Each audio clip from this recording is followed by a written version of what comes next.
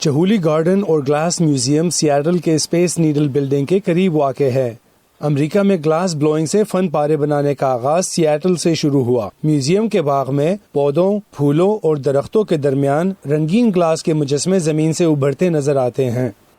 نمائش ہال کی گیلریوں میں ریاست واشنگٹن کے رہنے والے ڈیل چہولی کے کچھ اہم کاموں کی نمائش کی گئی ہے۔ اوپر آپ ان کے اب تک کے بنائے گئے سب سے بڑے ہوا میں معلق اسکلپچر کو دیکھ رہے ہیں۔ یہاں 1000 سے زیادہ شیشے کے بنے مجسمے موجود ہیں۔ چہولی نے ان مجسموں کو پرشینز کا نام دیا ہے، جو یہاں سرخ، نارنجی اور پیلے رنگوں میں چھت سے لٹکے دکھائی دیتے ہیں۔ گلاس فارسٹ گیلری میں آنے والے یہاں رنگوں اور روشنیوں کے امتزاج کو دیکھ کر لطف اندوز ہوتے ہیں۔ سی لائف روم نامی کمرے میں نمائش کو دیکھ کر لگتا ہے کہ چہولی نے اسے بحر الکاہل سے متاثر ہو کر بنایا۔ 1970 کی دہائی میں کار کے ایک حادثے میں وہ ایک آنکھ سے نابینا ہو گئے، لیکن انہوں نے پیچیدہ رنگوں، مفصل اور بڑے مجسموں کی تخلیق کو جاری رکھا۔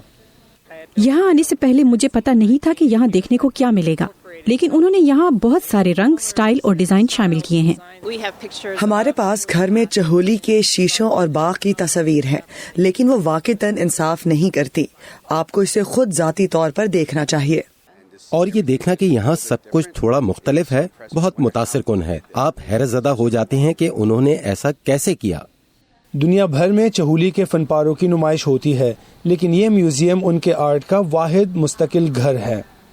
ولدیہ بارہ پوتری کے ساتھ Imran Jadoon, voice of America.